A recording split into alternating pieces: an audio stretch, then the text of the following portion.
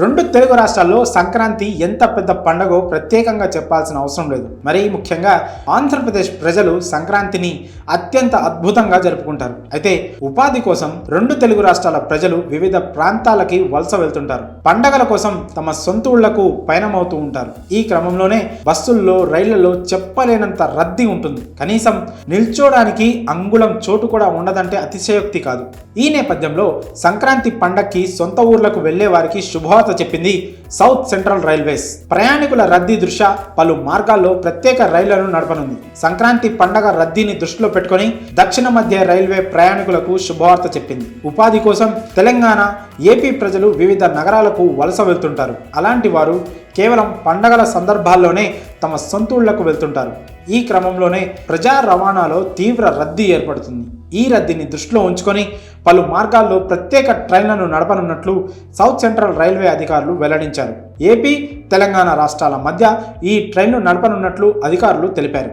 హైదరాబాద్ నుంచి తిరుపతికి ఒక ప్రత్యేక రైలుని నడపనున్నారు. 07489 07490 నెంబర్స్తో ఈ స్పెషల్ ట్రైన్ ఈ నెల 29వ తేదీ సాయంత్రం 6:15కి బయలుదేరి మరుసటి రోజు ఉదయం 7:50కి తిరుపతి చేరుకుంటుంది. ఇక ఇదే రైలు తిరిగి 30వ తేదీ రాత్రి 8:25కి స్టార్ట్ అయ్యి ఉదయం 8:50కి హైదరాబాద్ చేరుకుంటుంది. హైదరాబాద్ నుంచి తిరుపతికి మరో ప్రత్యేక రైలు ఏర్పాటు చేశారు.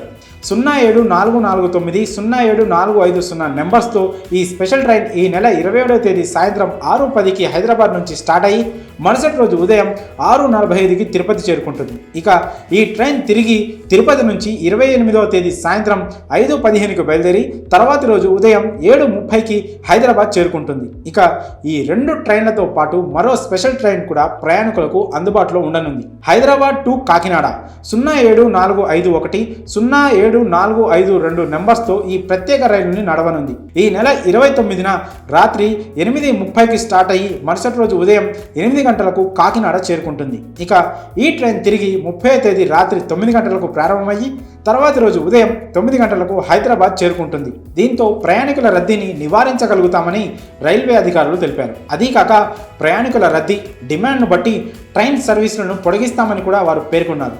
దీంతో తెలుగు రాష్ట్రాల ప్రజలకు భారీ ఊరట లభించిందనే చెప్పాలి. మరి దక్షిణ మధ్య రైల్వే సంక్రాంతి పండగ సందర్భంగా ప్రత్యేక ట్రైన్లను వేయడంపై మీ అభిప్రాయాలను కామెంట్స్ రూపంలో తెలియజేయండి.